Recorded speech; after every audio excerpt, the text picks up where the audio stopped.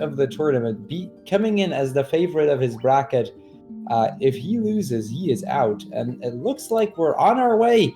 Looks like Kibetha and Ausabe have started, and with that, they're gonna, as usual, pick up that hammer, get themselves some overpowered equipment right off the bat. So for those that haven't yet seen a match of Final Fantasy I over the course of this tournament, let me quickly explain a little bit of what's going on here. Basically, the PSP version of Final Fantasy I is unique to an equipment glitch that allows you to go from a weapon slot into an armor slot, and if you go into the menu on the exact same frame, it will load in that specific ID, but then for a piece of armor instead of a weapon, or vice versa. Which, in case of the hammer, happens to correspond with the knight's armor. A very, very powerful piece of equipment right there. So both of these runners now having some really good armor, having a lot of money, more healing than they could ever hope for. And it looks like we've got a pretty even start for these first menus. So it definitely looks like we're off to a good start right there.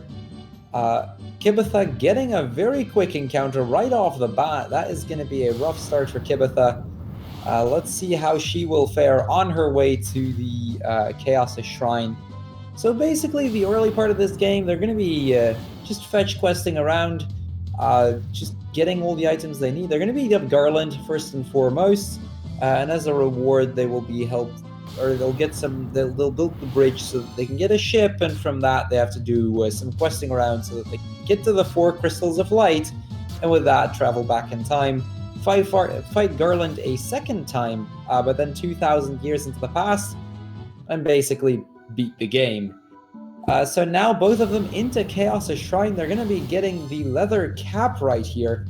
Basically going to be the same idea as before. They're going to glitch that, but in this case, it's going to be from an armor slot into a weapon slot, giving them the Judgment Staff.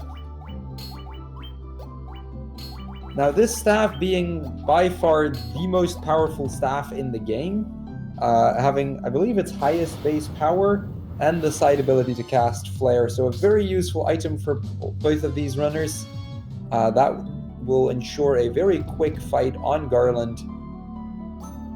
Looks like Ausabe entering the Garland fight slightly before Kibetha, but only by a few seconds. Nothing has been decided just yet. So let's see what kind of fight these two are going to get.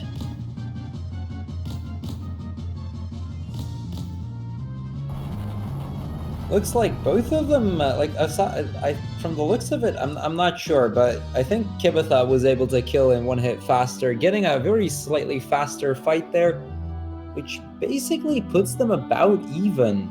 Kibetha's timer is a little bit behind, or rather, the stream is a little bit behind. So you may have seen like a 3 to 4 second difference there, but it's a very minor difference this early on. So for the early part of this game, these two runners, it'll mostly just come down to RNG. Basically, throughout the entire game in general, the encounter RNG is the biggest part of what determines what kind of time these two are going to get. Skill-wise, these are fairly similar runners. Ausabe definitely has the upper hand in the race, but by no means does it mean that Kibetha can't win the race in general. And that's where this becomes very interesting, because if Ausabe loses, like I said, he is out of the tournament, and Kibetha pretty much at that point ensuring her place into the top 16. So it's going to be one of the first matches that's going to determine a lot over the course of this tournament, and that is going to make a huge difference, especially for Ausabe. So as a reward for saving the princess, they're going to get this bridge build, and with that, they can move on to Provoca to get themselves a ship. So let's see how they're moving, or how their walk towards Provoca is going to be. Ausabe deciding to take the left path, Kibetha the right. It doesn't really matter in any way. And then pretty much, I mean, for the stream at least, pretty much stepping onto the bridge on practically the exact same frame. That does mean they're about like 3 seconds apart. But the difference is minor enough that it shouldn't matter much.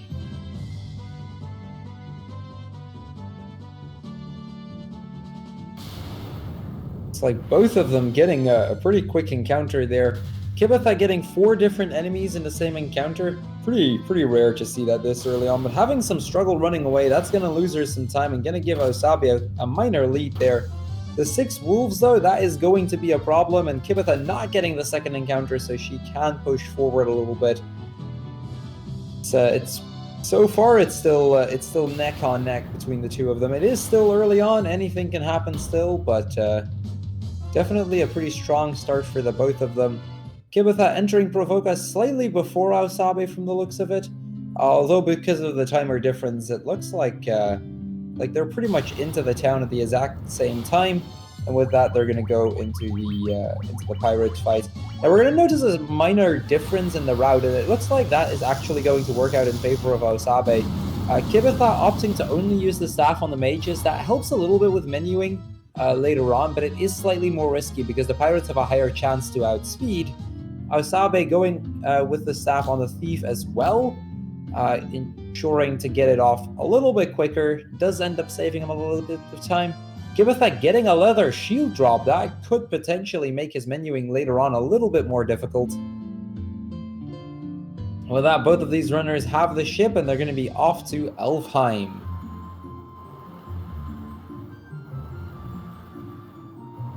So now that both of these runners are on the sea, it's going to be interesting to see what the sea is going to do. The sea encounters are probably some of the worst possible encounters in the early part of the game. Ausabe getting what is probably the worst one, the Sahagin Big Eye combination. Definitely putting Ausabe at a rough spot. Kibetha getting an encounter just before the end. 9 Sahagins opting to kill it, as Ausabe decides to go for the kill as well. Definitely seems like a correct play from Kibetha here. 9 Sahagins is a pain to run from. The Sahagin Big Eyes, I mean, Ausabe took a risk in trying to run. It did not pay off, unfortunately. So he's going to have to deal with that time loss, as Kibetha is going to be able to take a very small lead here. Differences are still minor, but it is definitely an early lead here now for Kibetha. Ausabe getting a second encounter, another Sahagin Big Eye. He just opts to go for the kill right off the bat. Not going to deal with that a second time. But that is going to make it a little bit rough for Ausabe. He's definitely starting to lag behind Kibetha right now. Let's see what the walk to Marsh Cave is going to do, though. This walk can give you a lot of encounters, or you can be just fine. So anything can happen on the way to Marsh. In the meantime, none of these runners going for the early gold needles, and none of them yet having healed. We'll probably be seeing both of these runners heal at some point before the Pisco Demons, if only because it makes that fight a lot safer than if you don't heal. Let's see what's going to happen, though. Kibetha getting 7 wolves. That could be a chance right there for Ausabe to catch up a bit again. Because Ausabe seems to be getting a pretty good encounter rate up to this point. At least his land walk seems just fine.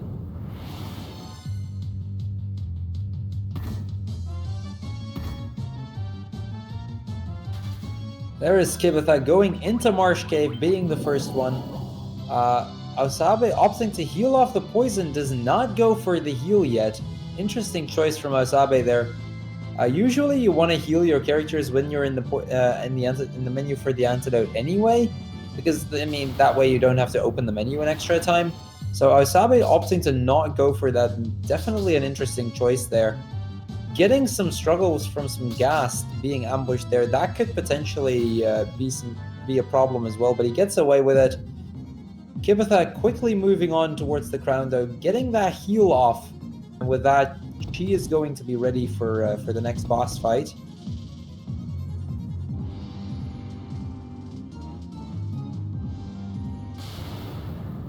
See what's gonna happen for her Pisco Demon fight. Definitely looking like a smooth Marsh Cave for Kibetha. Getting a 939 on the Pisco Demons. Very decent start, honestly. Definitely a time you can be proud of. Anything like sub 10 is very, very decent for a race.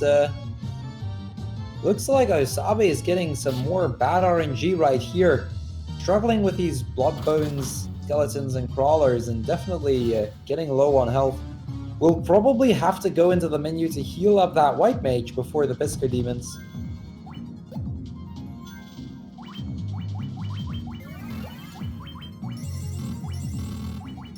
So Ausabe now too opting to heal his character, opts to not heal them to full this time around, whereas Kibetha opted to go for the heal to full. The reason it doesn't really matter is for the grind later on, you want the characters to be somewhere between like 25 and 75 health going into Cavern of Ice. Now, Ausabe, he's going to bet that he's not going to be taking a lot of damage, so he opts to not take an additional heal.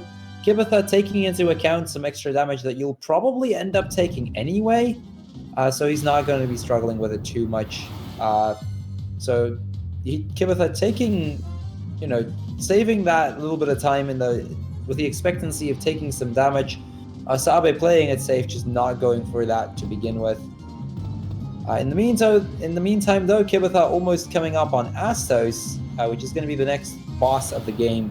So just to recap on the story a little bit while Kibetha is getting ready to fight Astos.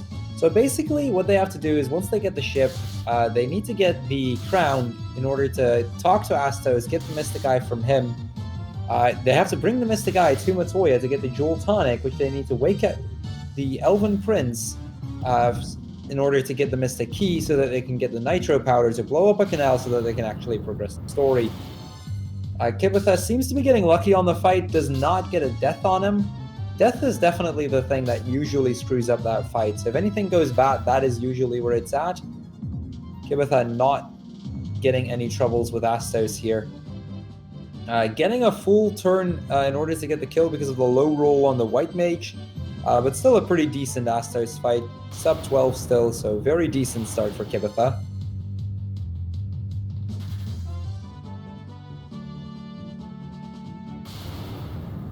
So the Astos fight itself, it's a pretty straightforward fight. You just Giants or Judgment Staff twice and attack twice. Have both of the mages staff, have the other two attack. And unless you get deathed, you will pretty much always kill it in one turn.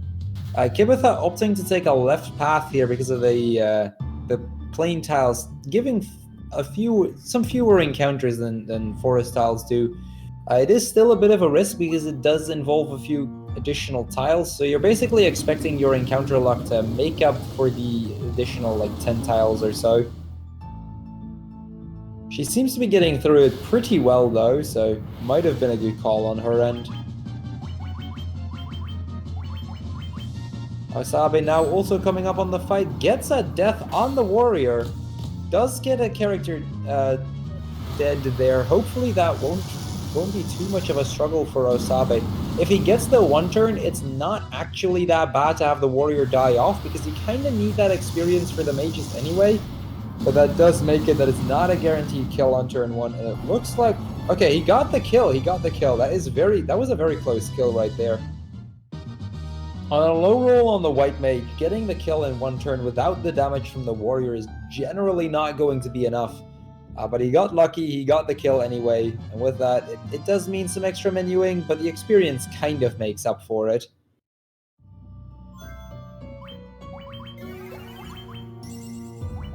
He has got a lot of ground to cover though if he wants to catch up to Kibetha at this point, so it's time for Ausabe to step on it. Kibetha now on the ship, on her way to getting the Jewel Tonic.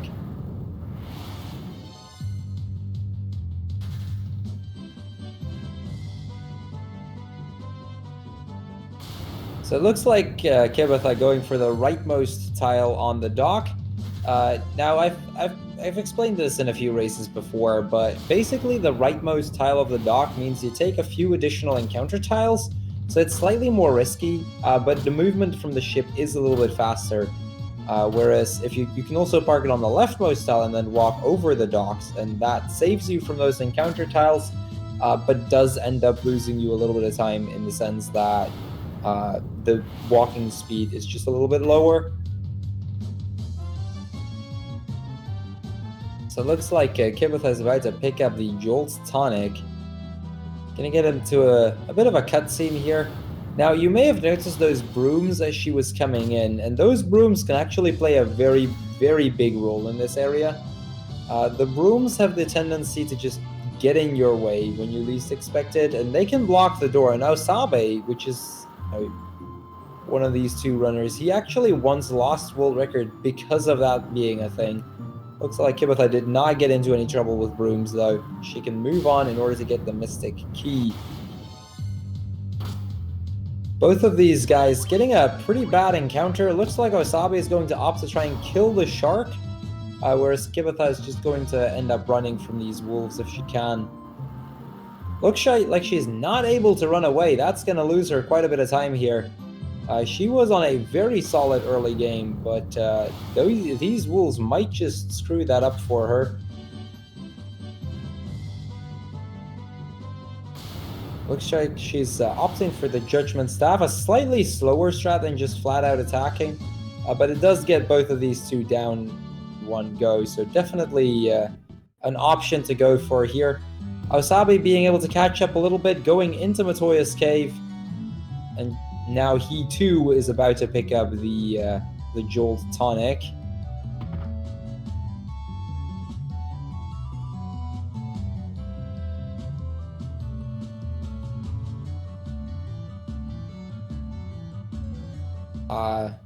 It's like he just went into the menu for some reason, into the bestiary. Nothing too major though. Gonna get into an encounter with some Sahagins. It definitely looks like the tides are changing for Kibetha. She had that really strong early game, but she got away from that encounter well, but she definitely lost some time right here on the Mystic Key. We'll see if Ausabe can actually use that time loss to be able to save back some time on Kibetha. See what happens though. Kibetha, for now at least, still keeping her lead. And that is gonna put Ausabe in a pretty bad position right here, because this is Ausabe's last chance to get back into it. If he does lose this match, it's just over for him. At that point, the last race he'll be doing next week is pretty much just for the fun of it, without any actual chances of progressing.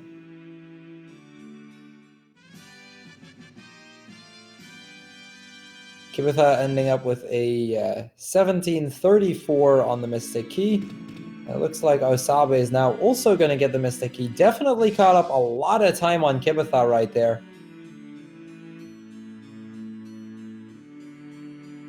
Looks like at this point the difference is probably, I want to say about 20 seconds. Nothing that can't be changed by the RNG still coming up.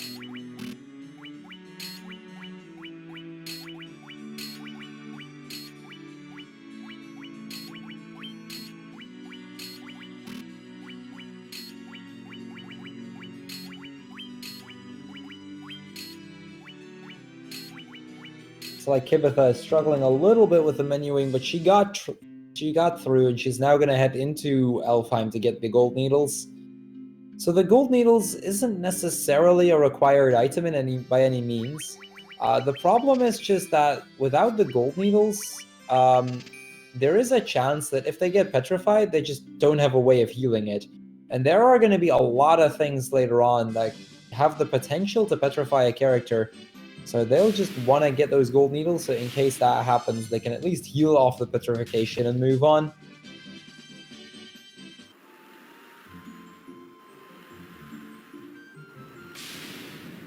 So the reason they equipped those Thieves' Armlets just now, and looks like Kibetha is opting to take those Thieves' Armlets into the hopes of running away from this kind of encounter. The Thieves' Armlets actually up your chances of running from enemies. Every Thieves' Armlets adds 5 agility to each character per Thieves' Armlets equipped. So, having 3 of them equipped, it gives them a plus 15 on agility, and with that, they've got a much higher chance of actually running away from a lot of these enemies.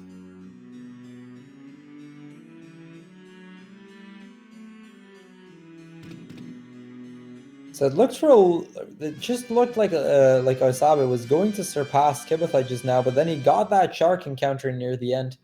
definitely still being very, very close between Ausabe and Kibetha. 20 minutes in, and we do not yet have a very significant difference by any means.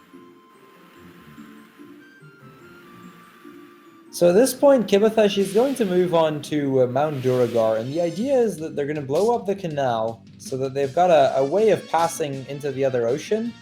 And with having the canal, they'll have the chance to finally get to the Cavern of Earth, where they'll fight Lich for the very first crystal. The crystals themselves, they can do in whatever order they want, except for the Earth Crystal, which is story-wise forced to be the first one. You need some key items in order to progress through to the other dungeons, and you do not actually get those unless you have the Earth Crystal.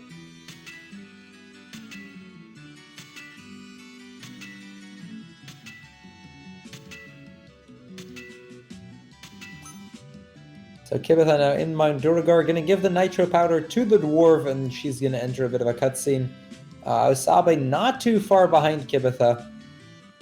Also going to be giving up that Nitro Powder, and going to get into a cutscene to open up the canal.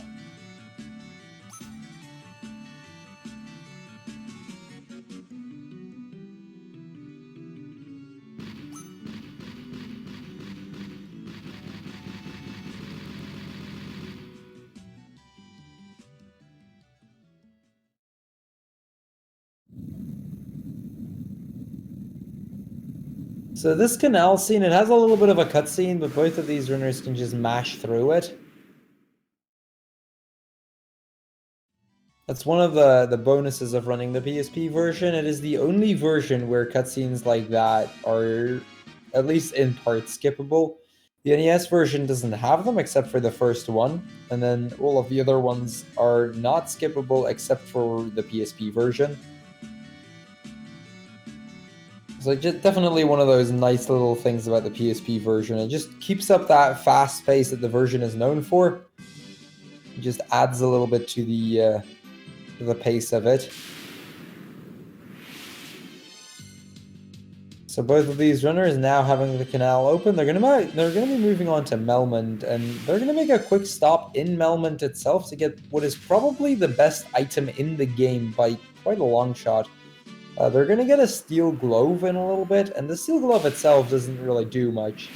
But much like how they equipped the Thieves' Armlets, the Judgment Staffs, and the Knight's Armors just now, they're going to be using that to glitch another weapon, which is their their next major weapon upgrade. Pretty much their only weapon upgrade for the rest of the game. This is going to give them the Barbarian Sword, which is a weapon so powerful that it outclasses everything else by quite a long shot. Looks like Ausabe's C definitely made up for it. Looks like we've got a very close race again. So just for comparison, the Barbarian Sword, it's about 3 times as powerful as Excalibur. You may have heard of that sword before. On top of which it gives a strength boost of 15. It's got about 3 times the base power, getting 125 compared to 45 for Excalibur. Just basically making it probably the most powerful weapon in the game, pretty much by a factor of like 2.5. The only sword that gets remotely close is I believe the Ragnarok, which has a 99 base power if you have at least 999 or 990 max HP or current HP, one of the two. So definitely not their favorite sword there. Looks like Ausabe entering Cavern of Earth first, definitely caught up to Kibetha right there. Kibetha going in with the first safety save. Now these first 2 floors aren't generally that dangerous, but the 3rd floor is definitely the one they'll want to watch out for. So definitely not a bad idea to get a safety save at least somewhere in Cavern of Earth so that you don't have to redo the entire thing if cockatrices decide to troll you.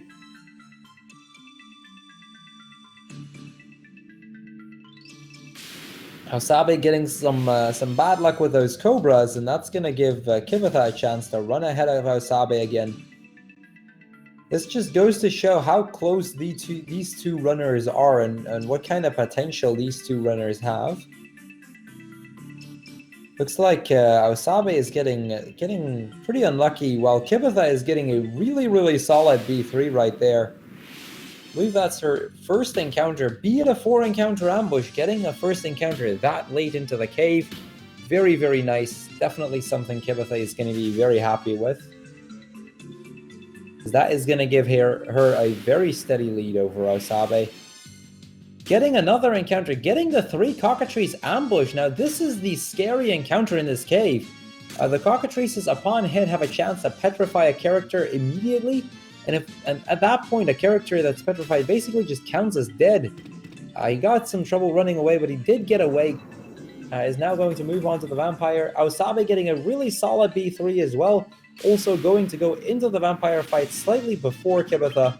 That is going to pretty much put them even again at the vampire. So we've seen this going back and forth a little bit, but it looks like there's a 3-second difference on the timer for these two runners. Very close match. Both of them going to be picking up the Star Ruby and back out of the cave.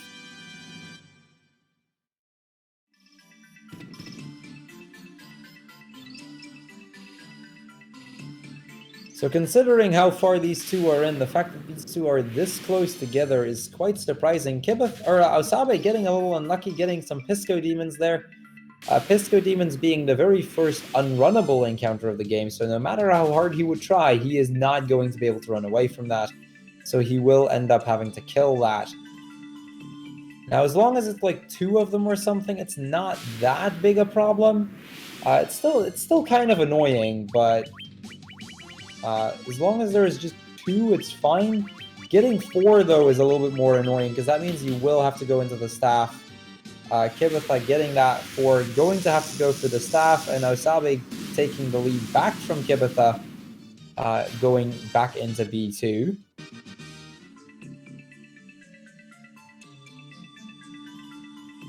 Kibetha now also heading for B2. Looks like Ausabe got a very solid B2 right there. Gonna increase his lead on Kibetha just a little bit again.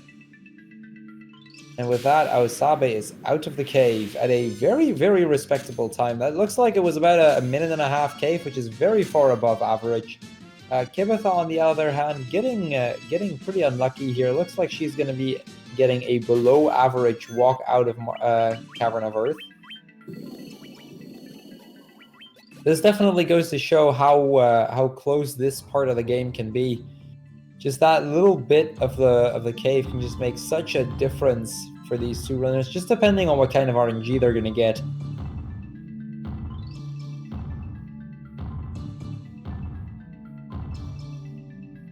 And with that, Kibetha is now also out of the cave, while Ausabe is going to be moving for the Earth Rod. So the reason these two runners didn't actually move further into the cave is a little bit further ahead, there would have been a stone slab blocking their path. That slab basically blocks the stairs that links that floor to the last 2 floors of the cave, which is where the Lich, the first of the bosses, is going to be at. So after having gotten the Star Ruby, they have to head out, give the Star Ruby to the Giant, which Kibetha is about to do, so that they can get into the Sage's Cave to get the Earth Rod, after which they can actually progress further into that dungeon. Looks like Ausabe is getting the Earth Rod at 28 minutes and 40 seconds. Very solid time for Ausabe. Looks like Kibetha is probably going to get it around the 30-minute mark, which is still a very decent time for a race. Definitely not something can't be proud of. It's a little unlucky how much time she lost near that last segment right there. And that ambush just making it even worse. Just rubbing it in, basically. And Ausabe getting the 7 Shadow ambush. Now, we have a saying in the PSP community that if shadows end up ambushing you, this game must hate you. Because that getting shadows is just so unlucky. It's so unfortunate whenever that happens. So it's definitely very unlucky for both of these runners to get that, or for Ausabe to get that shadow ambush. Basically, the encounter itself is always going to be preemptive or an ambush. And it's much more likely to be preemptive than it is to be an ambush. You see ambushes fairly regularly, but it's still pretty unlucky whenever it happens.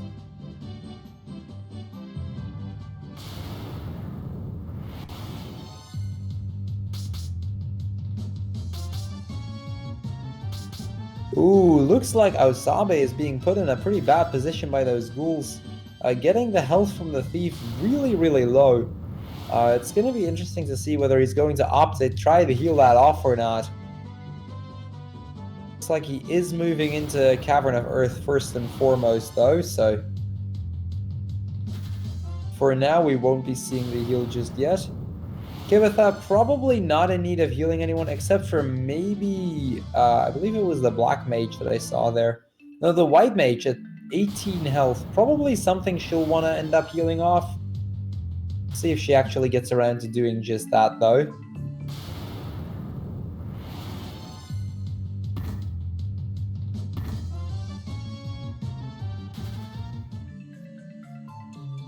Sabe pushing it right there with that 8 health on the thief. Very close decision for Ausabe. He's definitely opting to take a few minor risks here, with the hopes that that will end up saving him a little bit of time.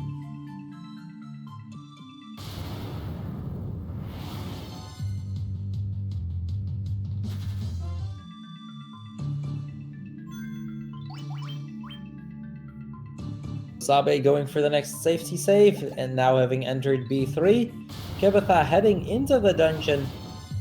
See if she's going to be able to make some time up during Cavern of Earth. Now, much like earlier, Cavern of Earth is again a very, very trolly part. It can lose you a lot of time if you get unlucky. Not really much that can kill you by any means, but definitely something that can be a little scary and has a lot of RNG to it that can screw either runner over.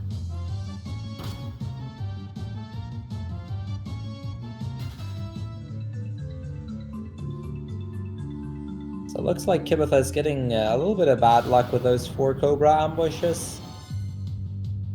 Ausabe getting away from the wolves really quickly because of that preemptive.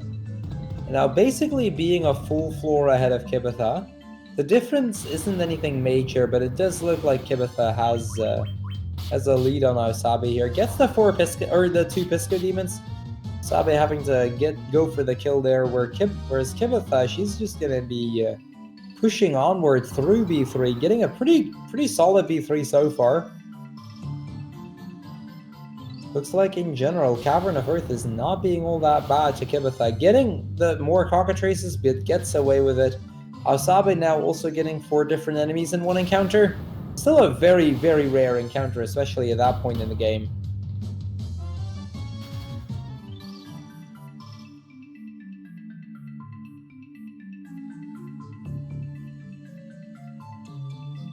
See what these 2 runners are gonna do.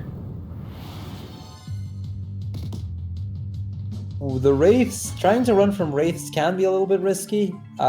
Looks like he gets away with it, whereas Kibetha will end up having to deal with these Pisco Demons. If Ausabe would have gotten unlucky there, chances would have definitely been there that Ausabe could have lost some time on Kibetha. But looks like he got away with it really well. Gonna take the safety save before Lich, and then moving on to the first major boss of the game.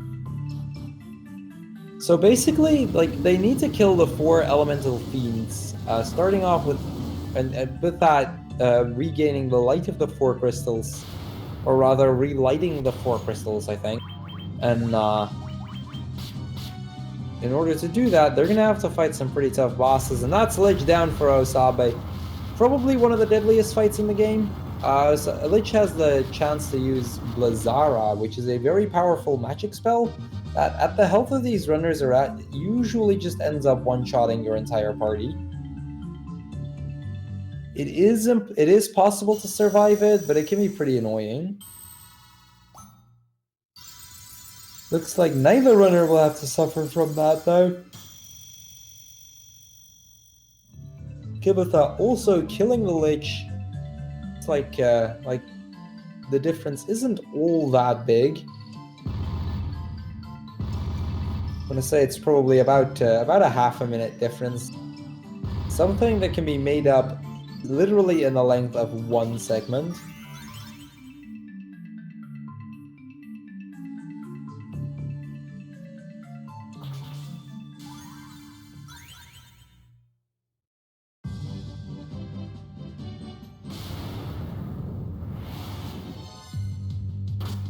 Ooh, Ausabe getting the 7 Warg Wolf ambush. Now this could be a problem, especially with with his warrior and thief being this low on health. This is where that damage could become a problem. Looks like it isn't going to be just yet. And he gets away with the encounter. Yeah, it was a 26-second difference heading out of the cave. But because of that ambush that Ausabe got, that difference might not be as big as it might have initially looked. And getting another ambush, this time the 8 ghouls and ghasts. Now this is going to be a major problem. Not in the least because of paralyzation. With the low health, a very high chance that a character can die off here. So it's definitely not looking good for Ausabe. He does get the run at least, but will end up having to heal up his warrior and possibly his thief as well. Ends up not going for it. Ausabe taking a major risk in doing so. Basically, at this point, every time his warrior is going to get hit, and mind you, that is almost a 50% chance to get hit. It's 50% for an enemy to target the warrior. So with that, a very, very high chance of having the warrior die off again, and that could lose him a lot of time right there. He's probably hoping to get a little bit of time save on the Evil Eye later on, because with this low a health, the characters will probably die just before the fight already, which can save him a little bit of time. But he's taking some major risks there in the process.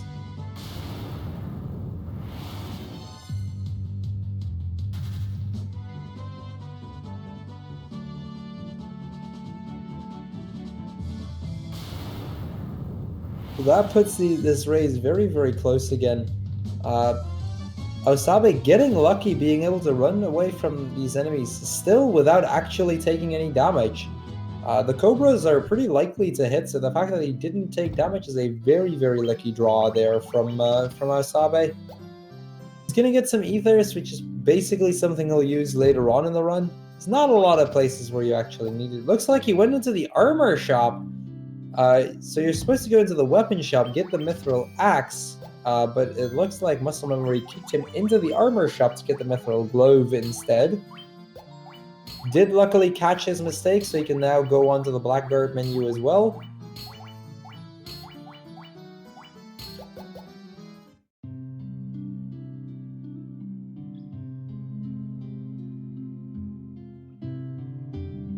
Here we go. Kibetha now also entering that same menu. Gonna get the Black Garbs equipped. So with the Black Garbs, there's 2 options that are viable for the run. You can either equip them on 2 characters, which both in terms of menuing and time is a little bit faster, but it does add some risk to it. If not to say the least, because like having only 2 lowers your running chances very slightly. And that can be a little bit of a problem during Cavern of Ice, which is the dungeon they'll have to do next. So a few things I should note here is that they're about to go for Cavern of Ice, and that's not really what they're supposed to do. Story-wise, you're supposed to go to the Fire Dungeon, Mount Gulg, get the Fire Crystal, and from there you can puzzle stuff together as to where to go next after that. The thing is, we're kind of going to sequence break. We're still going to be doing the Fire Crystal next, but both of these runners are going to be getting pretty much all of their additional stuff out of the way.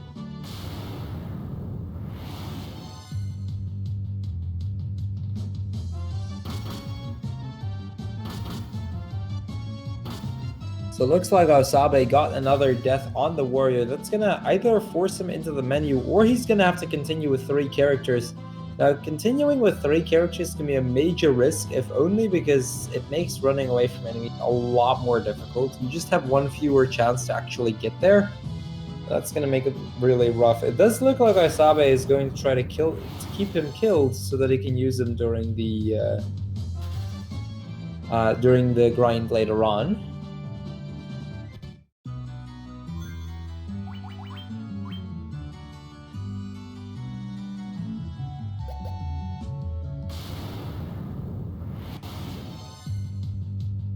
Now, with Ausabe having entered the Cavern of Ice, I should probably mention why you saw him take that safety save just now. So Cavern of Ice is by far the deadliest dungeon in the game. There's a few things it can do. First and foremost, it's got a lot of just annoying encounters like ghasts, wraiths, specters, all kinds of stuff that can just paralyze you, like what's happening to Ausabe right now. On top of that, there is Mind Flyers, which are, I believe, a 6 and 64, which could just kill upon hit, as well as having the chance to paralyze characters. There is the White Dragon, which at this point is just an instant wipe, at least until after the grind, just because of how hard that fight was.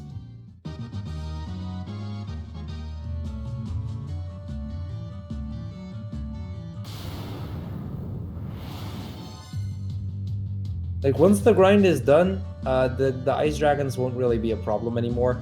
Now, there are some other concerns they have as well. There's the 3 and 64 Dark Wizard, which has Faraga, which can do a lot of damage as well, like potentially kill off characters.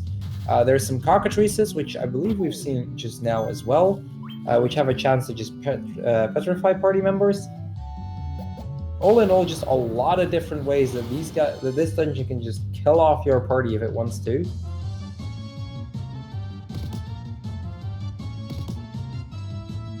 So it looks like Ausabe is getting through the spiked tile as Kibetha is making her way there. That tile, after Ausabe fell down, is forced to always give you a Spectre, Wraith, Ghast, White combination at some point. So it's a forced encounter. They will both be getting that, and that's also why they saved the tile before.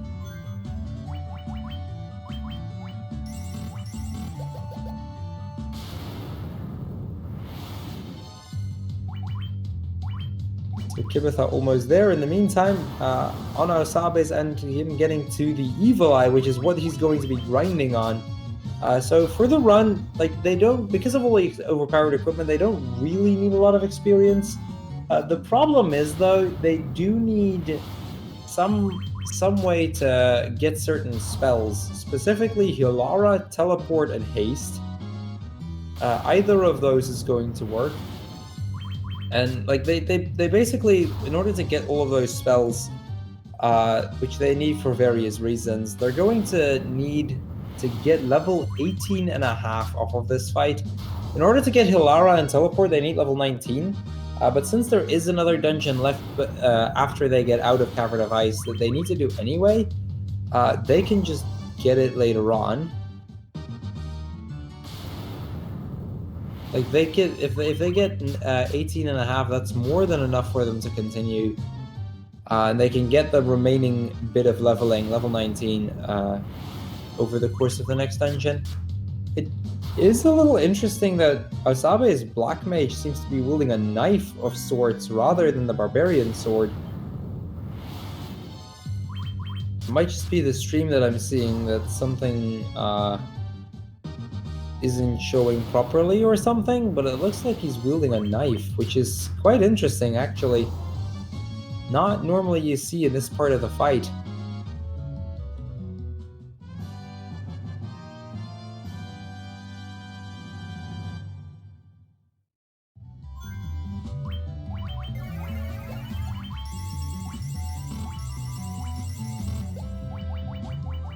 So Ausabe finishing up the grind as Kibetha is basically starting hers.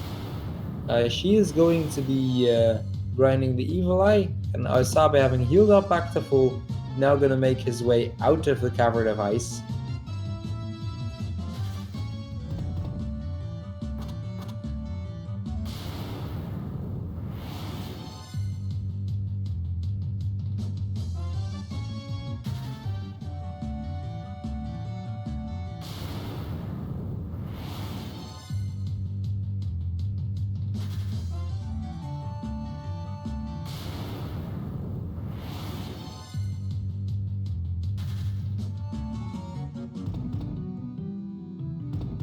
Looks like Ausabe is almost out of the cavern. Kibetha probably about to finish up her grind. She still has a few fights left, I want to say, but she should be getting pretty close. Gets an encounter for Dark Wizard Ambush. This could be really, really bad for Kibetha right here. Looks like none of them ended up going for a Faraga, but she's going to have to make a really hard decision here. 4 Dark Wizards is hands down something that can easily kill you, especially with only 2 characters alive. Gets the Judgment Staff off, is enough to kill the Dark Wizards, and she somehow manages to live the 4 Dark Wizards. Getting away from a 4 Dark Wizard fight that point into the grind is very, very rare, so she got really lucky right there. Definitely clutching that win.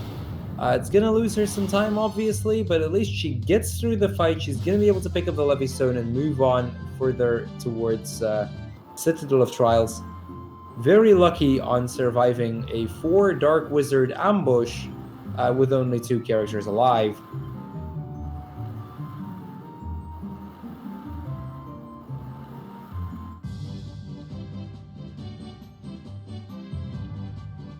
So with that out of the way, Ausabe now going to be picking up the airship, and the airship is going to make moving around for Ausabe a lot easier. The movement itself is a lot faster, and it generally just gives you a lot more possibilities in terms of just moving around the map and stuff. So Ausabe getting that. Now the only downside of the airship is that it can only be parked on plain tiles, so at times they'll have to park it pretty far away. Kibetha getting another unlucky encounter, getting the Ice King's Winter Wolf, which is, I mean, it's not a hard encounter per se, but it does lose a little bit of time because you have to actually kill that.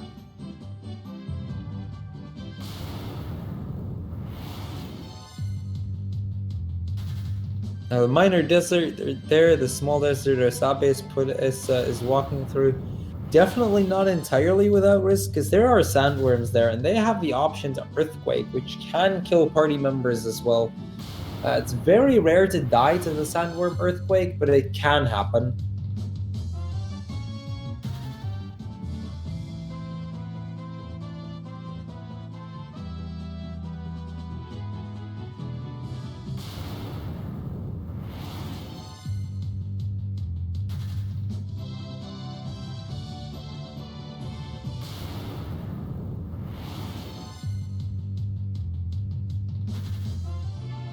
Looks like Ausabe getting a steady lead on Kibetha here, going into the Citadel as Kibetha has yet to make her way to the airship to begin with. She is now out of ice, which puts her out of risk for at least a little while. But it definitely looks like Ausabe has got the first half of the game in his pocket at this point. We still have about 45 minutes to go though, so it's definitely not done by any means.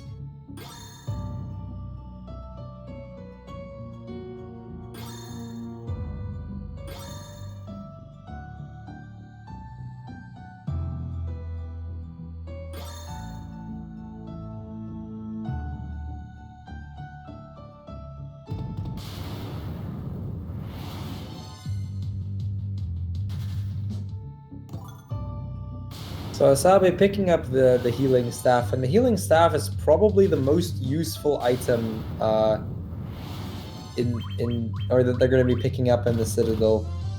The main reason Citadel saves as much time as it does isn't even the fact that they can get the class upgrade and can get teleport. It's mostly just getting that healing staff. It gets them the Lordly Robes, which adds a lot of extra magic. Basically meaning that Hilara will heal for enough rather than actually needing Hilaga. That just saves them from having to grind all the way to level 33, and instead they can just go for level 19, which is more than enough.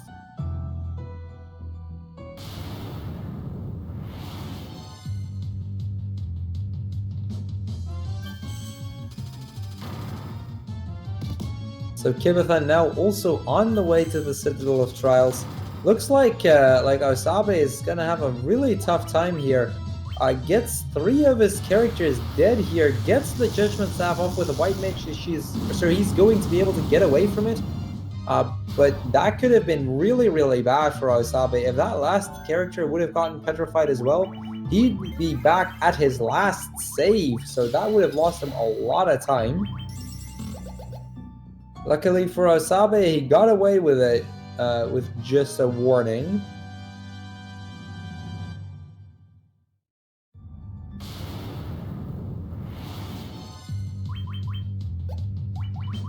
So this dragon zombie that Ausabe is fighting, it's a forced encounter. If they get lucky, they may have a chance of actually getting the judge or the mega elixir out of it.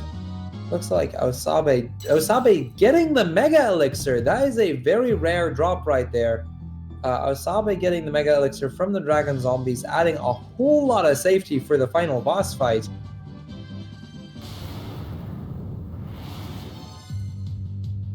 That is probably the first one this tournament, because that is a very rare drop. Ausabe with that mega elixir being a lot safer going into the second half of the game.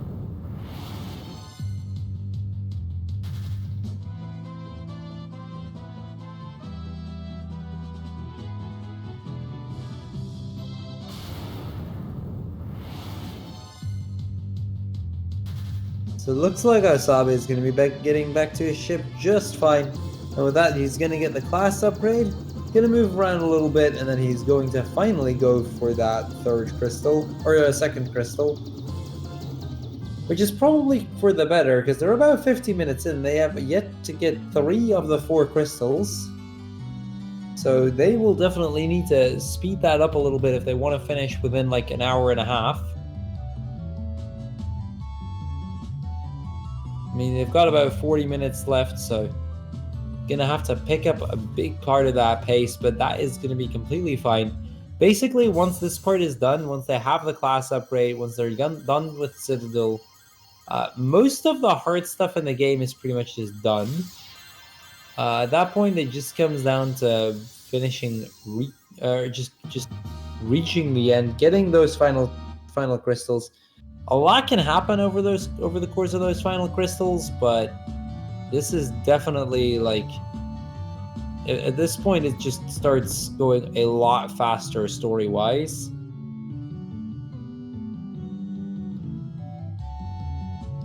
Kibetha is still struggling her way through Citadel of Trials. Ausabe now having gotten the class upgrade, he's going to be moving on to Elfheim to pick up Haste. Actually, is he? Looks like Ausabe is going to be taking a bit of a different path on the overworld. Gonna get the fairy or the Oxy Eel for later on. Runs into a Hellhound, but that is an unrunnable Hellhound encounter. Don't think he realized that in time to be able to run away from it. Did lose a turn to it, so that might give Kibetha just those 15 seconds to catch up a little bit again. So it looks like Ausabe going for a bit of a weird path for this segment. Definitely doing things a little bit out of order. There are a lot of different orders you can do this segment in, each of them being a matter of seconds apart, basically. So it's definitely not a weird strat for Ausabe to go for, but it is still interesting that he opted to go for that first rather than going for a Haste and then Mount Gulg.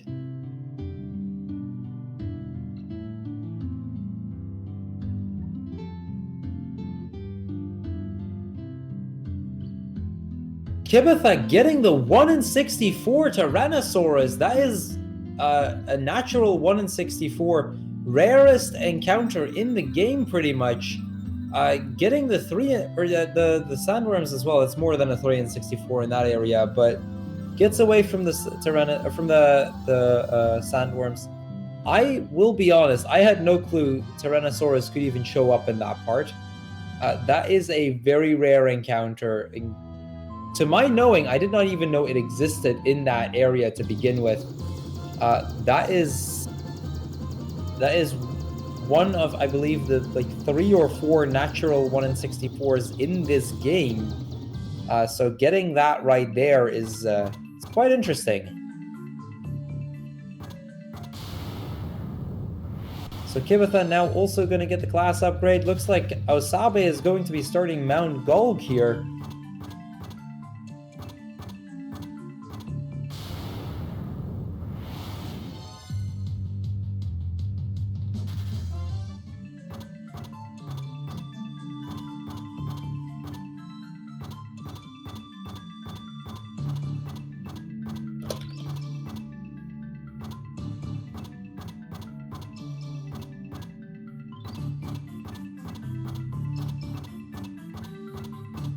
So you may have noticed Ausabe taking a lot of steps on the lava tiles. Now that's not by accident. He actually is trying to take as many of the lava tiles as possible because lava tiles do not actually spawn any encounters.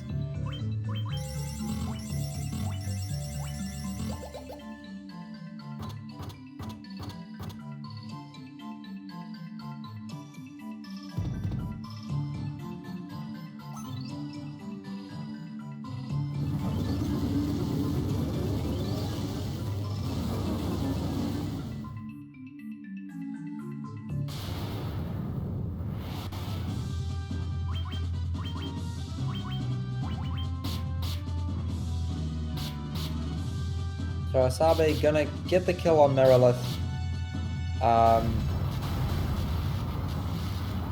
That is gonna be the second crystal out of the way.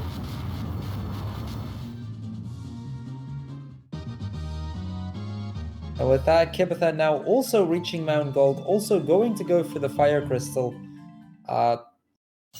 Now, Ausabe has yet to buy a few spells, whereas Kibetha has yet to do the water, or getting the Oxyale and stuff.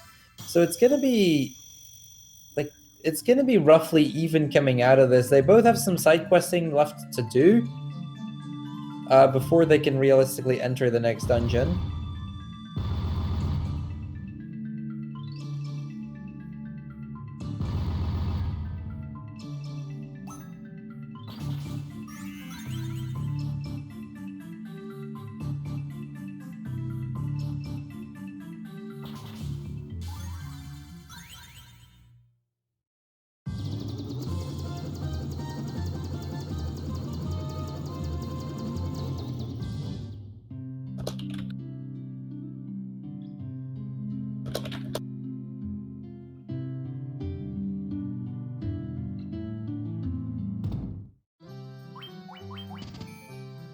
So Kibetha, seeing the Hellhound, opting to go for the kill. Now this probably would have been a runnable Hellhound, but Kibetha probably just not wanting to take a risk with it and just going for the kill so that she can move on. In the meantime, Ausabe gonna be picking up the remaining spells, after which she can move on towards the Sunken Shrine.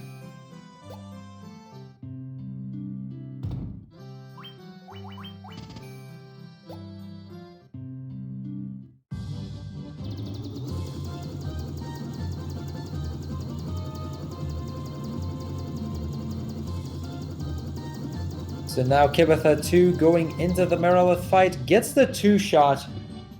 With that, that is for Kibetha 2 crystals out of the way as well. And now she too can start going for the Oxyale so she can move on into getting the third crystal, the Crystal of Water.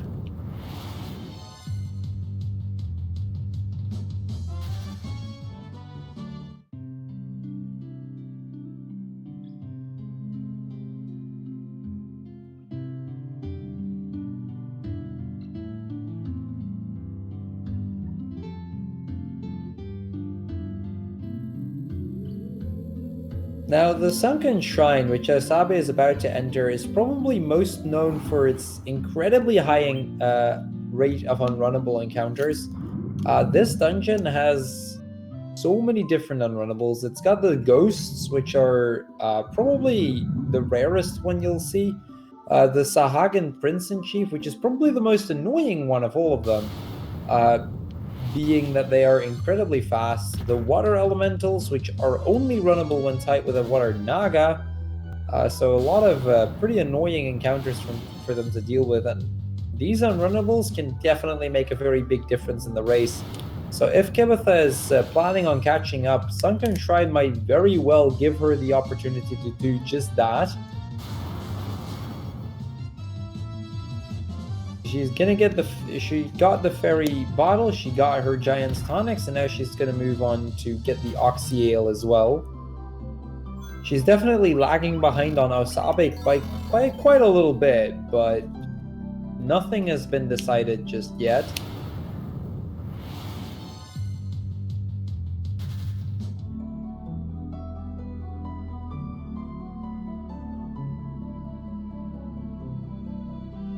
Ausabe getting a pretty decent start of the Sunken Shrine. Definitely getting to that Oxyel very, very quickly. And getting a sub 1 hour and 30-second Oxyel, or a Rosetta Stone, which is going to be a very, very solid early game. Anything around the 1 hour mark is a very strong time to get the Oxyel, so Ausabe getting that, or Oxyel, the Rosetta Stone, is a very strong time right there. So Ausabe getting a 1 hour and 30-second Rosetta Stone definitely puts him in a good position here. So this might be that race that Ausabe is going to need in order to stay in the tournament, which is going to make the rest of the tournament very interesting, because if Ausabe can pull off the win, it's pretty much anyone's game within this bracket. Box definitely having a bit of a struggle in the vampire bracket, but we've seen a lot of strong competitors in this bracket, and looks like these guys both really do have a shot to move on. Interestingly enough, for some reason, the Black Mage having a Lust Dagger, which is a pretty interesting piece of equipment for the Black Mage to have there.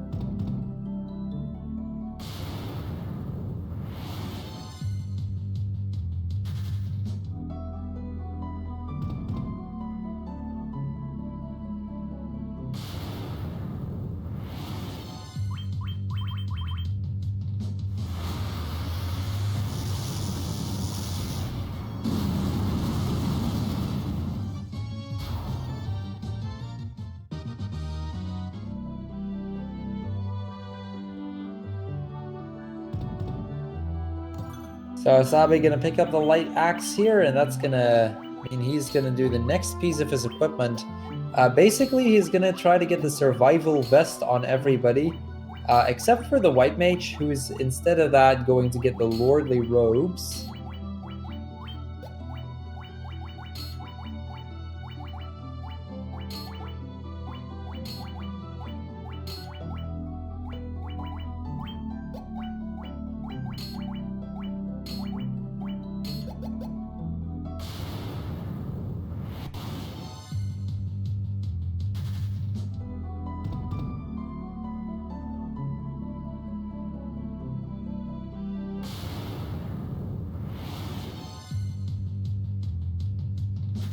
Okay, so Kibetha now also picking up the Rosetta Stone. Looks like she actually managed to gold her split, still being about 2.5 minutes behind Ausabe picking up the stone.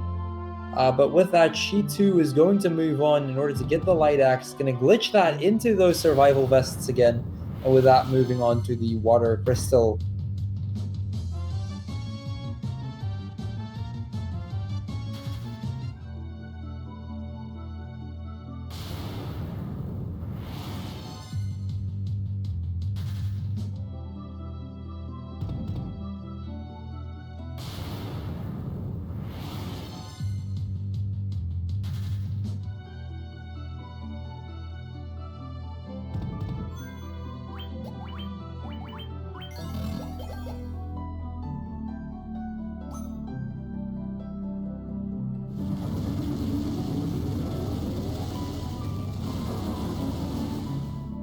So Ausabe coming up on the third of the major bosses, gonna fight the Kraken here.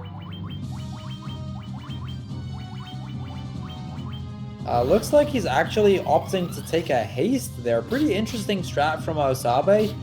Generally, the fight is fast enough that it's definitely not worth going for the haste already.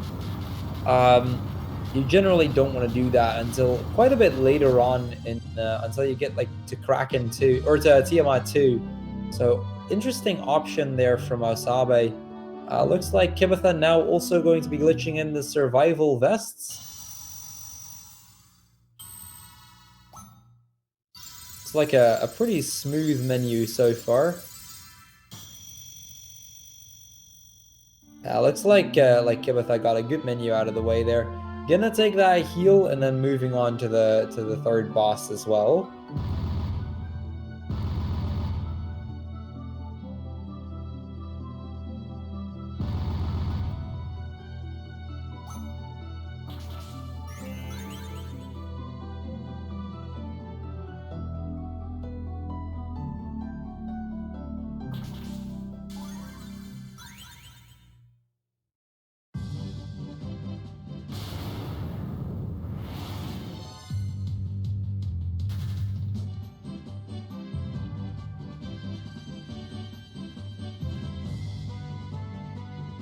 So Kibetha getting a few additional encounters, but nothing she seems to be struggling with too much though. See if she can manage to catch up a little bit still. She's definitely not had the worst possible Sunken Shrine. Definitely not anything amazing either, but good enough that she might still give Ausabe a run for his money. Now also coming up on the Kraken fight.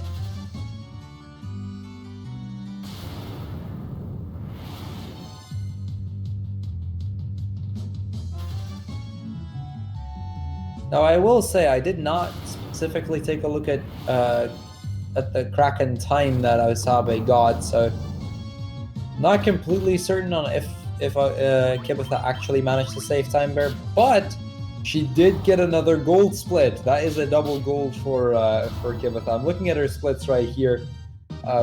Looks like she's got, for her doing at least, a very, very strong Sunken Shrine. I guess that very solid menu that she got definitely helped in that, though.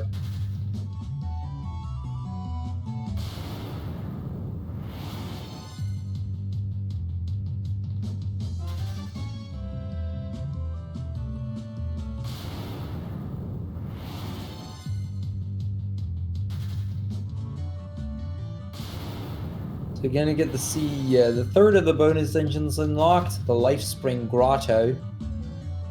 I need a little bit of side information here. That Lifespring Grotto right there, and that counts for any of these bonus engines. They all have like bosses from the later Final Fantasies, specifically Final Fantasies 3 through 6. The one you saw just now has the Final Fantasy 5 bosses: Gilgamesh, Atomos, Omega, and Shinryu in it.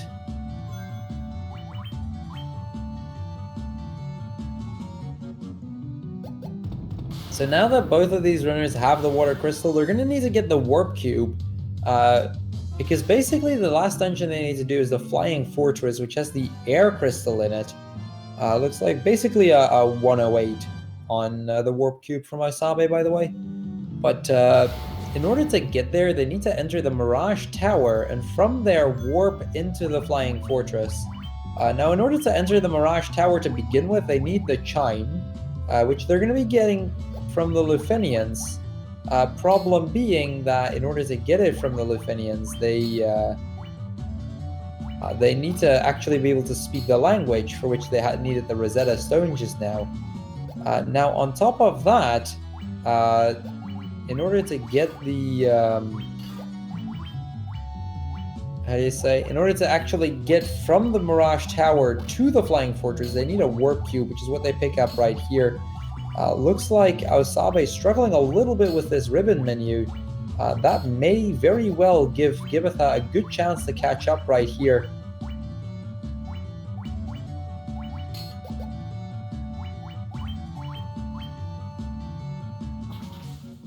Took Ausabe almost a full minute in order to do that menu, so definitely a rough menu from Ausabe there. Kibetha gets a good waterfall from here on, and she gets that menu on point. She definitely has a chance to save a lot of time here on Ausabe.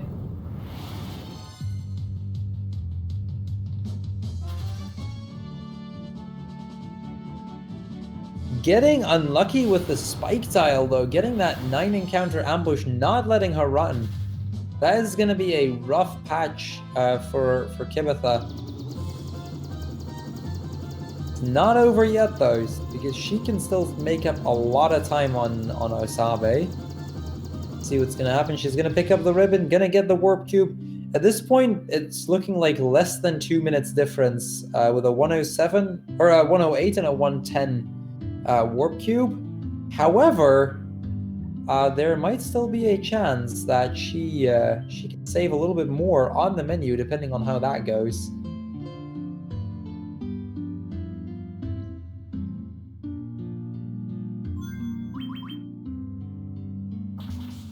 So she's taking it slow on the menu, but saving half a minute just on that menu on Ausabe.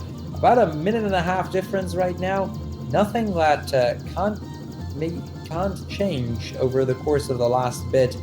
Ausabe is gonna have to keep up his pace if he wants to keep the lead on Kibetha here. Because a minute and a half is basically the kind of time that can be made up just flat out in the last dungeon alone. Or I'd almost even say on the last boss alone. So definitely a chance for Kibetha here. She's going to have to go down. She's going to learn Lufenian as well. In the meantime, Ausabe moving to Lufenia so that he can pick up the chime.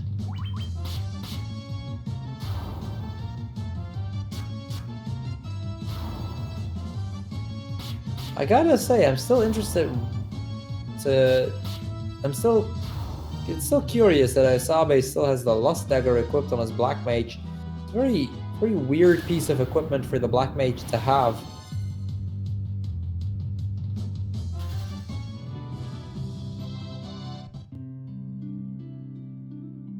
I mean, the Lust Dagger is pretty much like the best dagger in the game. It's definitely not a weak weapon by any means. But the Barbarian Sword is just that much more powerful.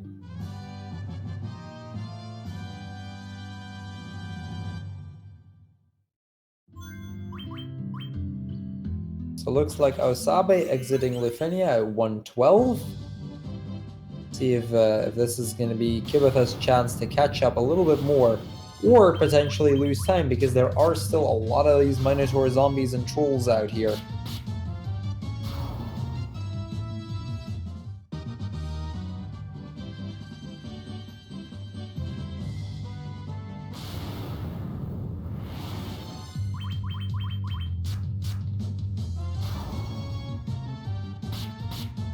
Kibetha getting a little unlucky with the amount of encounters she's getting, but the quality of encounters seems just fine. Getting several Hilgigases, even a preemptive at that. So she is gonna go down into Lufenia as well. See if she can get the chime out of the way.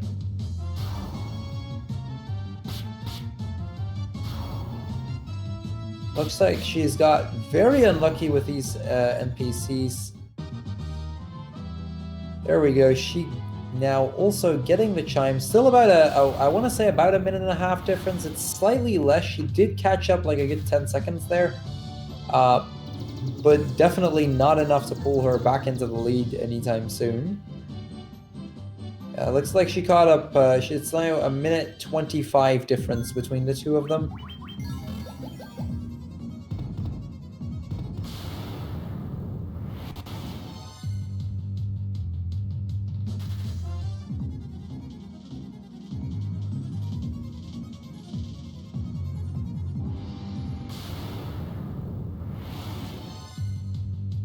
Kibetha there for a second, doubting whether she will go for the staff or just flat out attack these Minotaur zombie trolls.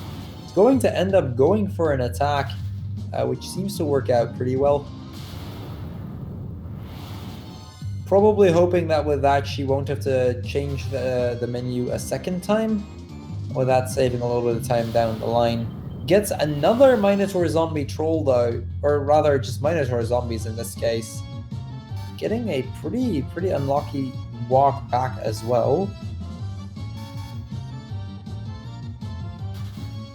In the meantime, Ausabe almost entering the Flying Fortress. Now, I do want to mention on the 5th floor of Flying Fortress, there is that very small chance that we'll see the most hype encounter in the game. We've already seen probably the second most hype encounter in the game, in the Tyrannosaurus, but there is still a chance they're going to be able to see the Warmac here.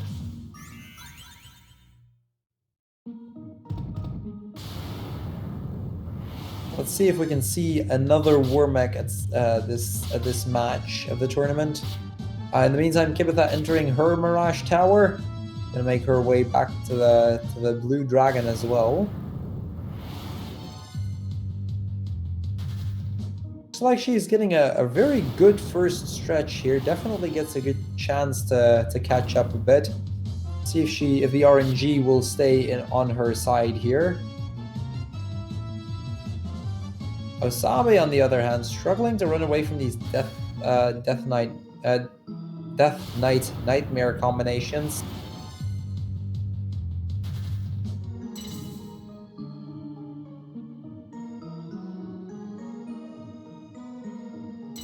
Gets a really good second floor though. Gonna move on to the third floor of the Flying Fortress.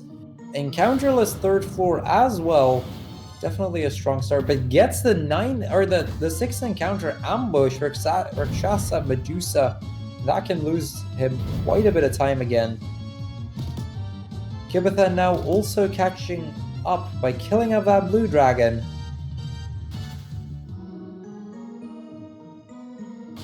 And now also entering the Flying Fortress. Definitely looks like Kibetha is starting to make up time as best she can. Gonna give Ausabe that run for his money, because if Kibetha gets to be able to pull that off, we might very well have a very, very close race on our hands here. Ausabe is getting pretty unlucky with the encounters. Kibetha getting quite a lot of them, but they don't seem all that bad, whereas with Ausabe, he's to be struggling with them a little bit more. Kibetha now having caught up to the point where they're on the same floor, be it on the other end of it.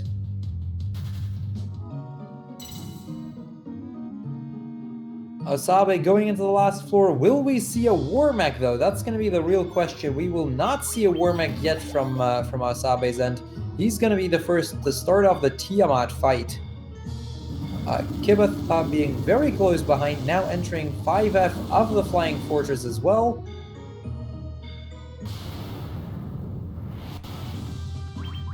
Now I will once again mention, if Ausabe loses this match, he is out of the tournament, so it is going to be a very, very close Chaos Shrine for Ausabe.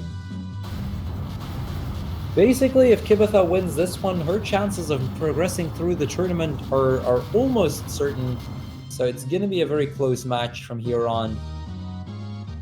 Ausabe again going for the haste strats.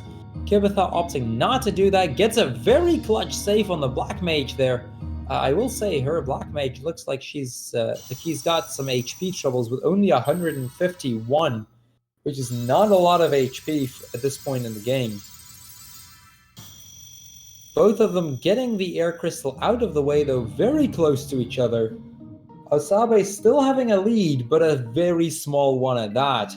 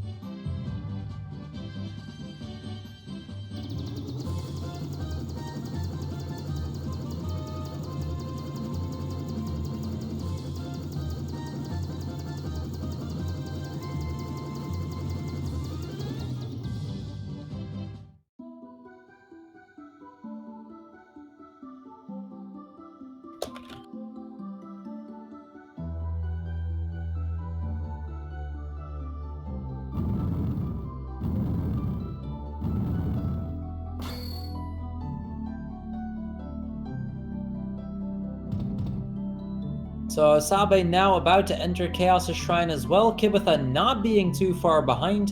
Gonna enter the Chaos' Shrine right now as well.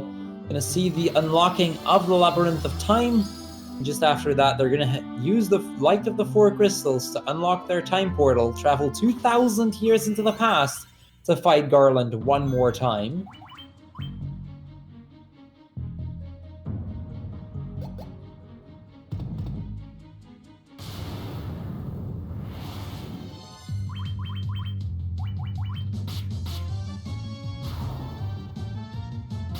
So Ausabe getting somewhat unlucky, getting these early purple worms. And with that, Kibetha now also entering the final dungeon. And with that, it's time to move on. Kibetha looks like she opted not to take a safety save yet. She is either going to opt to not safety save in general and just hope to use that to take a lead on Ausabe. Or she's just trying to, or just hoping that she gets lucky because she knows it's going to be a close race. Gets a pretty decent early game though. Ausabe really struggling with these white dragons. Is this going to be the end for Ausabe right here? Opting to go, oh, that is a painful reset for Ausabe there. That might very well just cost him the tournament.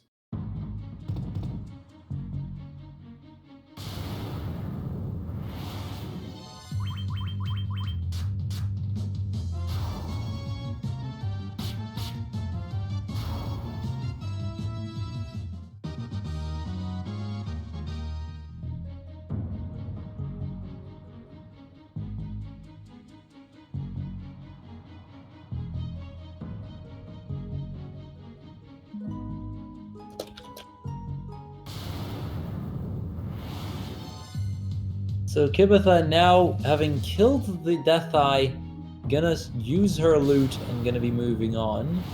The difference still being fairly small, but Kibetha definitely having that lead.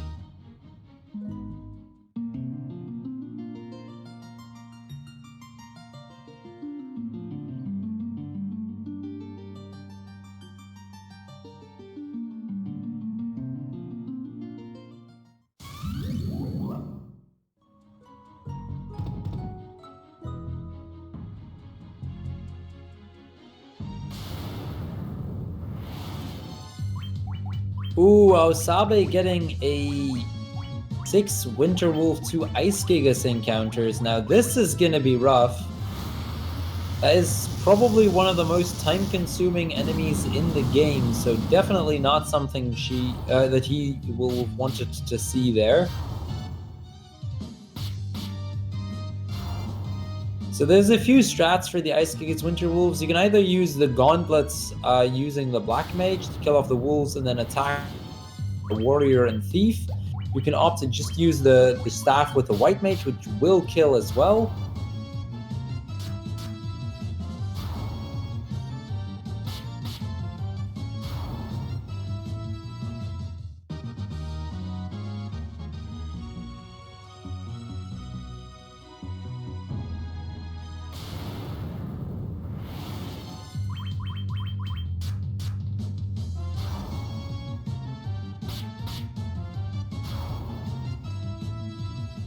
Now, in the meantime, it looks like Ausabe is catching back up to Kibetha. Both of them getting very unlucky with the encounters here.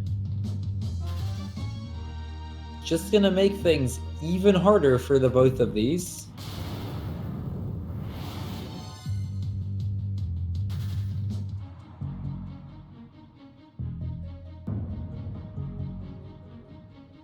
Both of them now on the Lich 2 floor, going to be moving on in order to get Lich 2. And this is a very, very close race. We've got these two neck on neck, pretty much in the final dungeon on their last stretch of the game.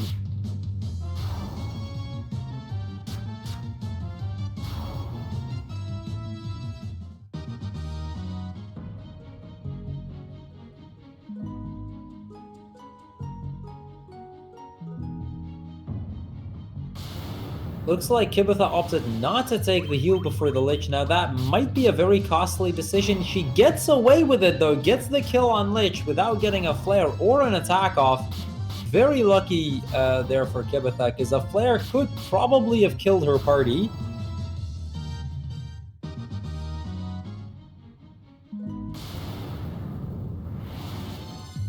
And with that, Kibetha still being in the lead going into the Merilith 2 floor.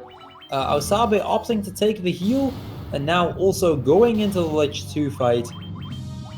Still going to be a very close match, just over the fact that his health is looking pretty low, especially on the Warrior and White Mage.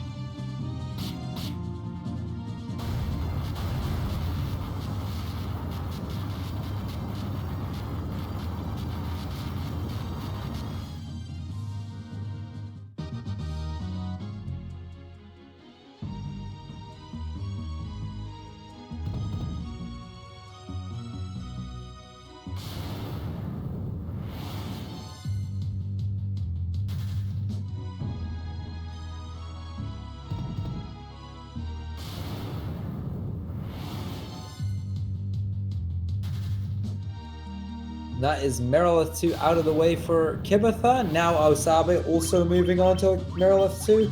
And with that, both Kibetha going into the Kraken 2 floor. Now this is still a very, very RNG heavy floor. There are the water elementals, which can waste a lot of time if you get a lot of these things. So it can definitely lose Kibetha a lot of time still, and this match is not over yet. Ausabe now also entering the Kraken 2 floor. It looks like Kibetha with the 8 encounter ambush is going to be struggling a little bit. Still has a lead on Ausabe, but it's getting closer and closer between the two of them.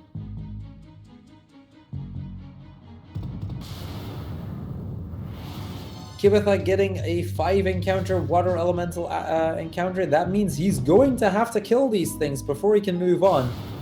Whereas Ausabe can just move a little bit closer. Also gets water elementals. That means also Ausabe will have to kill off these water elementals before he can move on towards the Kraken. And there is Kibetha going into the Kraken 2 fight. Ausabe still lagging behind a little bit. If Ausabe doesn't get an encounter from here on, he might be pretty much tied. Looks like he did not get the encounter again. Looks like he's also going to go into the Kraken 2 fight. Basically starting the fight as Kibetha ends it, and with this like 20-second fight, that says more than enough. Gets the 2-turn on the fight. That's actually pretty rare. You do not often see a 2-turn on the Kraken 2 fight. Kibetha not getting any encounters up until the Tiamat 2 fight, and now also going for the last of the refights. Still a very, very close race between the two of them. Looks like Ausabe is going to get a second very, very close match. Remember that Ausabe's first match against Nebulous, these two were 6 seconds apart by the end of the race. And this race is not turning out to be an exception of that rule. Ausabe getting very, very close races all throughout the tournament. That, I will say though, the fact that Ausabe's Black Mage still has that Lust Dagger is going to hurt him for this next fight.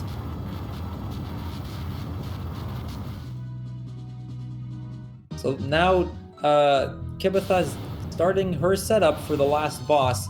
Ausabe getting a 4 purple worm encounter, gonna have to kill that off before he can also move on. A golden staff enclosed for the white mage, gonna make that safety save, and it looks like Kibetha is the first to enter the chaos fight. And with that being said, the lead is not very big for Kibetha, but it does look like if Kibetha is going to be able to pull off a fight without a death, she doesn't get really, really unlucky, then this might be hers.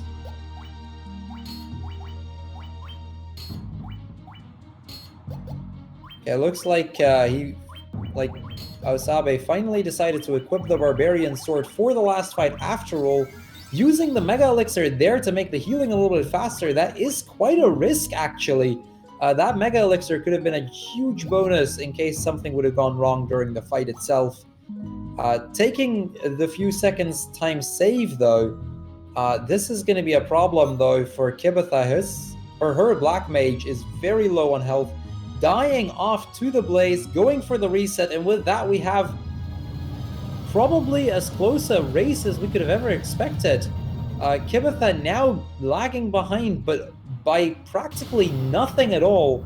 The health on the Black Mage definitely costing Kibetha there. This race is going to be determined by chaos.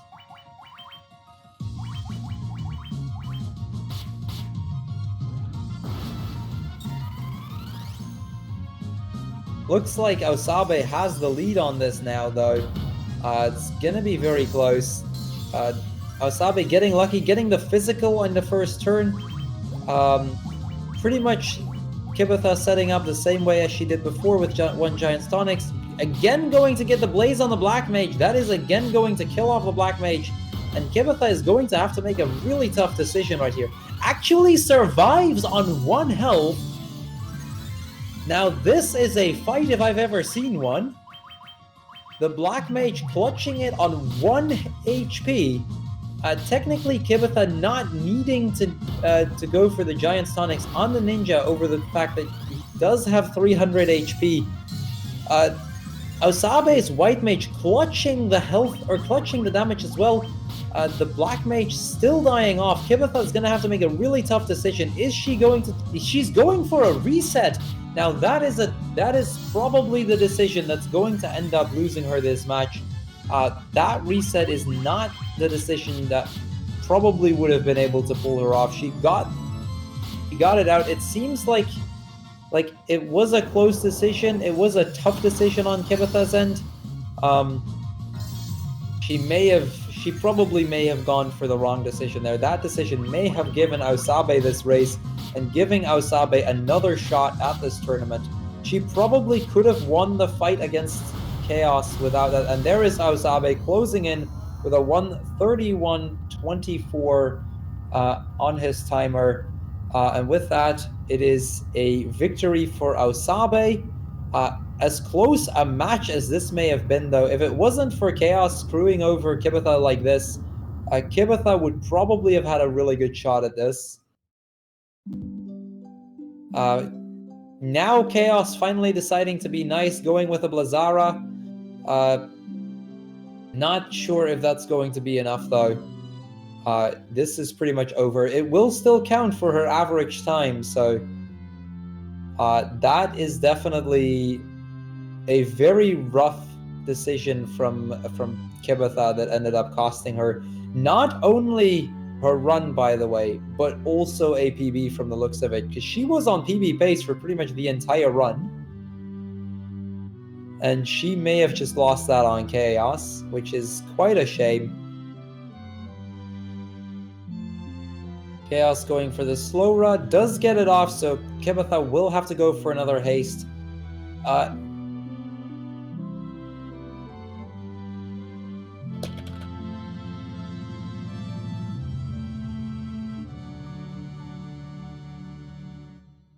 So yeah, there is, unfortunately for Kibetha, also the PB out of the way. She got a very good run in, but unfortunately she fell short at the end there.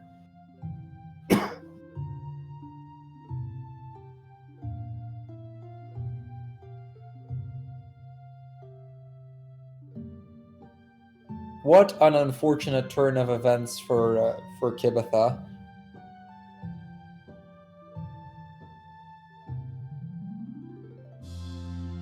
Looks like she's going to get the victory on Chaos this time around as well. But unfortunately, she fell short. And with that, we have got ourselves a very, very tight bracket for the Vampire bracket. That's Chaos down 133-43 at a second or two. Pretty close race. Very close up until that final match. This could have been anyone's, but it looks like Kibetha fell short.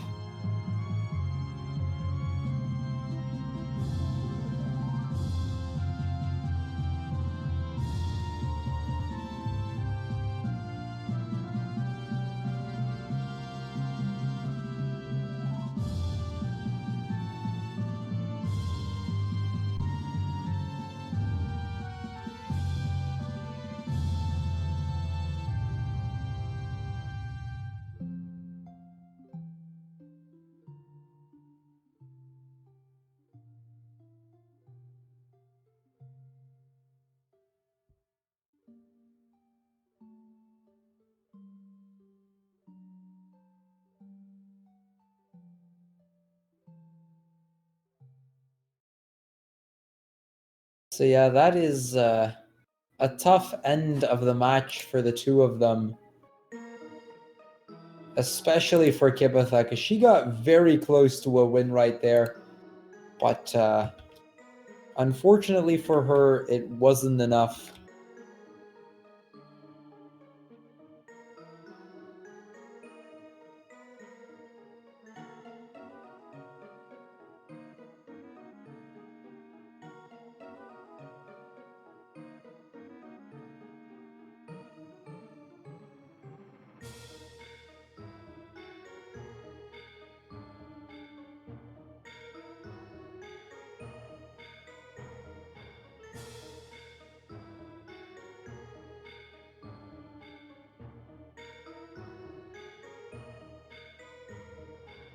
So yeah, with that, let's see if we can get one of the runners,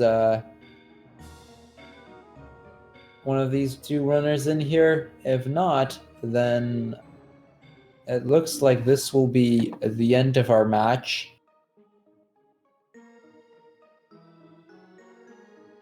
Still a very solid match for both of these runners. Kibetha unfortunately getting unlucky near the end there, but definitely a strong race. It looks like both Kibetha and Ausabe just joined me in voice. Welcome, Kibetha. Welcome, Ausabe. Welcome, thanks. That was hard. I'm so tired now. Ausabe, start with you. Right off the bat, how do you feel? A little bit salty because the run was really hard. The beginning, the RNG was just awful, and at the end that was better. But I just reset on Chaos Shrine because of a White Dragon who killed me. So that was just a very long race. So I'm happy to finish. And Kibetha, I mean, you were pretty much tied going into Chaos the second time. The first time you were actually in the lead, Oh, no but way. you just got unlucky as if I've ever seen it before. Yeah, I watched that Black Mage through the whole run, like, this is gonna go well. My Black Mage had like 140 HP. It was never gonna go well. Oh. Yeah, so your Black Mage HP definitely got you in a lot of trouble near the end there. Yeah, during the that second... I thought I got away with it the second time, but no. Yeah, so during that second time, I actually want to pick out that one specifically, because you got the first haste off, after which the Black Mage still died. Yeah. At that point, what went through you? Just, okay, right, we're gonna have to keep doing this until it works. Yeah, I don't know. I you know, it was kind of a miracle that I managed to survive with 1 HP. I wasn't that surprised when everything went to hell after that. Yeah, now Ausabe, you got a pretty clutch fight on Chaos yourself as Yeah. well with White Mage.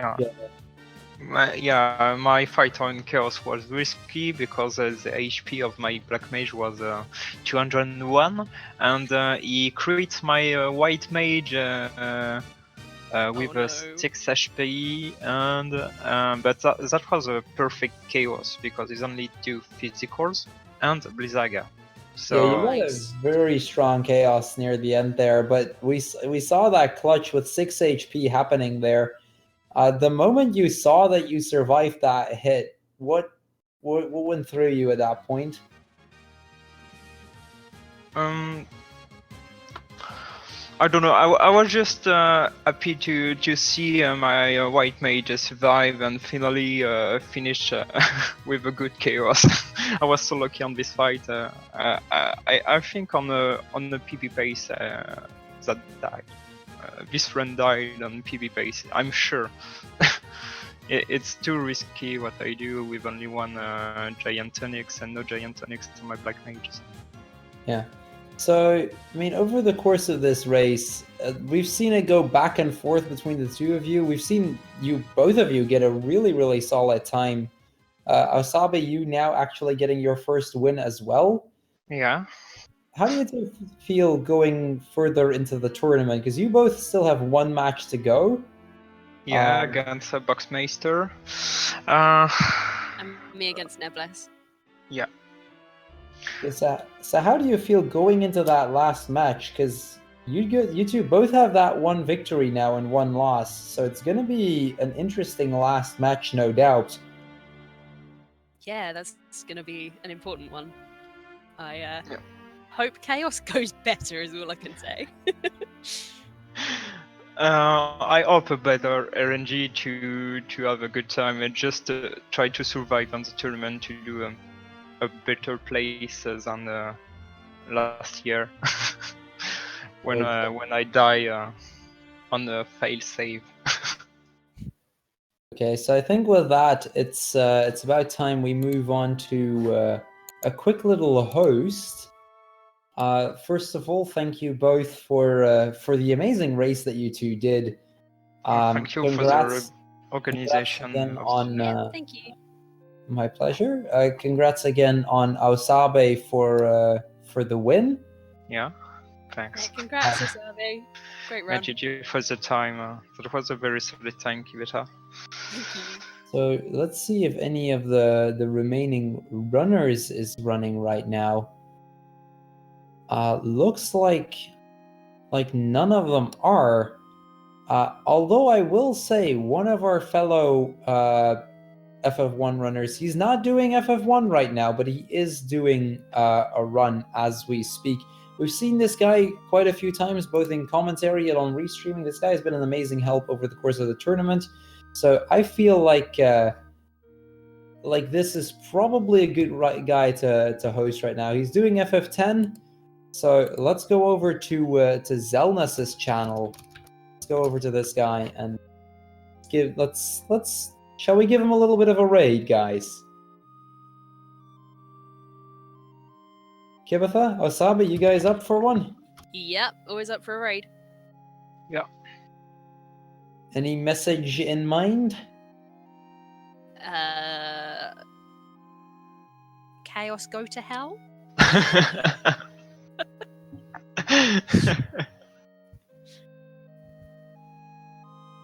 Well, you heard the lady, guys. We're gonna be spamming a chaos, a go to hell in Zelnus's channel. Go over to that guy.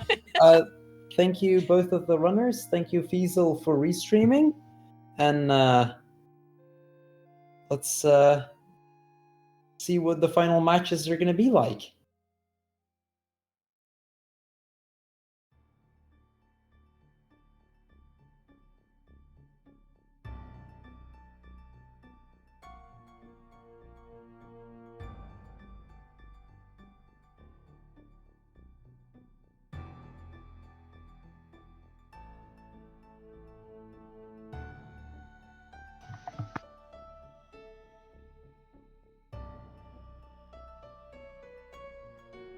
Are we off?